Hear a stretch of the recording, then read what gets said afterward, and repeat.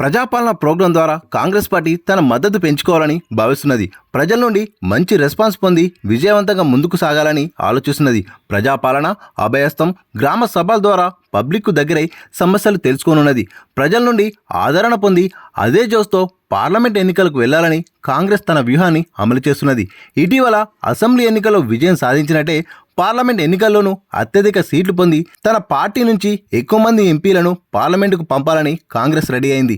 దీనికి ప్రజాపాలన ప్రోగ్రాంను అనుసంధానించి ప్రజల్లో కాంగ్రెస్ వేవ్ను కొనసాగించనున్నారు.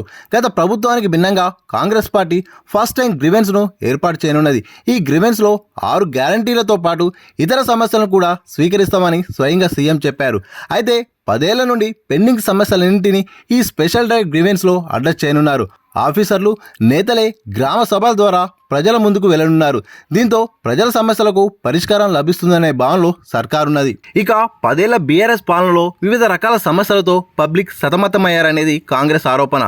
ధరణితో చిక్కులు, రేషన్ కార్డుల పంపిణీ లేకపోవడం, పేదలకు పక్కా ఇల్లు ఇవ్వకపోవడం, అర్హులకు పింఛన్లు అందలేదని కాంగ్రెస్ పదే పదే ప్రచారం చేసింది.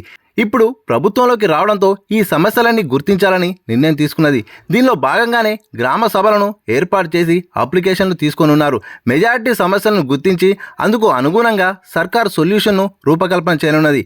రేషన్ కార్డులు ఎంతమందికి ఇవ్వాలి, ఇల్లు ఎందరికి ఇవ్వాలి, పింఛన్లకు అర్హతలు ఎంతమంది, ఇలాంటి తదితర వివరాలను ప్రభుత్వం గుర్తించి విడతల వారీగా శాశ్వత పరిష్కారానికి కృషి చేయనున్నది. అయితే 10 ఏళ్ల తర్వాత కాంగ్రెస్ పార్టీ నేతలు ప్రభుత్వ అధికార కార్యక్రమాల్లో పాల్గొనున్నారు. ఇప్పటికే గ్రామ స్థాయి నుంచి రాష్ట్ర స్థాయి వరకు గ్రామ సభలకు ప్రోగ్రాం కోసం కీలక నేతలందరికీ అధికారులు ఇన్విటేషన్లు, సమాచారం అందజేశారు. ఆయా గ్రామాల్లో గ్రామ సభలు ఏర్పాటు చేసి మహాలక్ష్మి, గృహలక్ష్మి, ఇందిరమ్మ ఇండ్లు, చేయిత, రైతు భరోసా తదితర పథకాల కోసం ఉదయం 8 గంటల నుండి 12 గంటల వరకు, అలాగే మధ్యాహ్నం 2 గంటల నుండి 6 గంటల వరకు 2 దఫాలుగా తీసుకోనున్న అప్లికేషన్ల ప్రక్రియకు కాంగ్రెస్ కీలక నేతలంతా హాజరు కానున్నారు. ప్రభుత్వ అధికారులతో కలిసి ఈ ప్రోగ్రాంలో భాగస్వామ్యం కానున్నారు. అయితే ఫస్ట్ టైం ప్రభుత్వ కార్యక్రమాలకు ఆహ్వానాలు అందడంతో చాలామంది నేతలు సంతోషం వ్యక్తం చేస్తున్నారు.